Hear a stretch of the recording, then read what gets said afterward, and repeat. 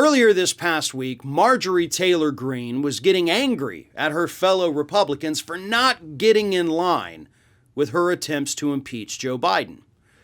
But then, following the terror attack in Afghanistan at the Kabul airport on Thursday, several other Republicans decided, you know what, maybe Marjorie Taylor Greene's not so crazy after all, and they are either joining in calling for his impeachment or calling for him and literally his entire cabinet to resign.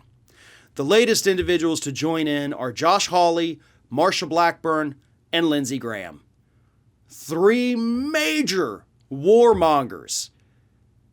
And of course, they're all mad that Joe Biden made the right decision and pulled us out of Afghanistan, and he's sticking with that decision. So before I get into their statements, let me just point something out here. In the last 12 months, there have been 25 different terrorist attacks in Afghanistan. Yes, Americans have died in some of those other attacks as well, just like, unfortunately, we had several service members, I think a dozen of them, die on Thursday, and that's horrible. I mean, don't get me wrong, that is terrible. We don't ever want something like that to happen. But again, there were 24 other terrorist attacks, averaging 2 per month in the last year, and nobody said a word. Nobody cared. Nobody even noticed. But now that these Republicans think they can use it for their political advantage, suddenly we got to do something about the terrorist attacks in Afghanistan. You didn't care about them for decades. You're only acting concerned about it now because you think it benefits you politically. So let's get into their statements. This is what Josh Hawley said in a statement issued by his office. Biden is now overseeing the deadliest day for U.S. troops in Afghanistan in over a decade, and the crisis grows worse by the hour. We must reject the falsehood peddled by a feckless president that this was the only option for withdrawal. This is the product of Joe Biden's catastrophic failure of leadership. It is now painfully clear that he has neither the will nor the capacity to lead. He must resign. Cool. Hey, Josh, do you know that this was actually just him continuing Donald Trump's plan that he signed in February of 2020 with the Taliban itself, saying the United States would pull out of Afghanistan in 14 months, which would have been April of 2021? You do know that, right, Josh? I'm not giving you new information here, right? You're aware of that. I mean, if anything, all of this would have just happened in April instead of in August. So, maybe people in glass houses ought not be throwing stones. Marsha Blackburn. She called for the resignation of Joe Biden, Vice President Harris, Secretary of State Anthony Blinken, Defense Secretary Lloyd Austin, and Joint Chiefs of Staff Chairman Mark Milley. And she said, should all resign or face impeachment and removal from office. Lindsay Graham, speaking to Newsmax on Tuesday of this past week, said Biden should be impeached. And then he added that he had abandoned thousands of Afghans who fought with us, and he's going to abandon some American citizens because he capitulated to the Taliban to a 31 August deadline.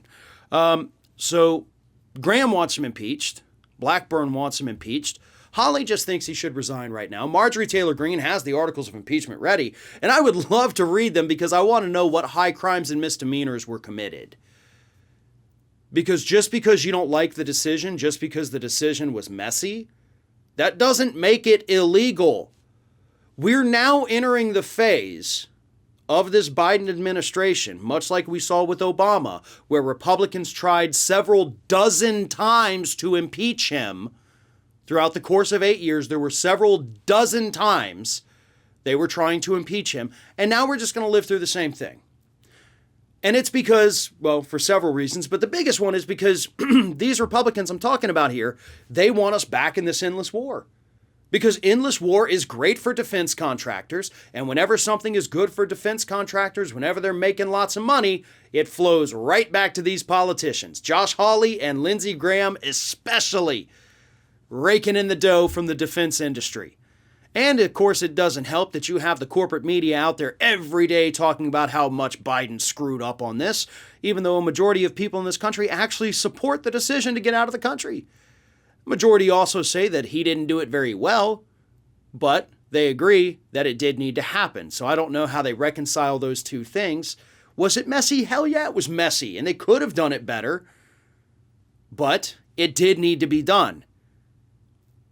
And I don't think that decision should have been delayed anymore. It needed to be done.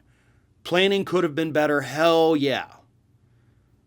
But I'm still glad that they made the decision, and I'm glad that it happened.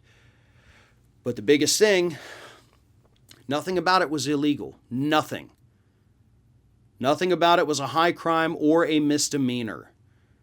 There is no basis for impeachment, but I promise you this is all Republicans are going to talk about until we hit the 2022 midterms because they think it's a winning issue.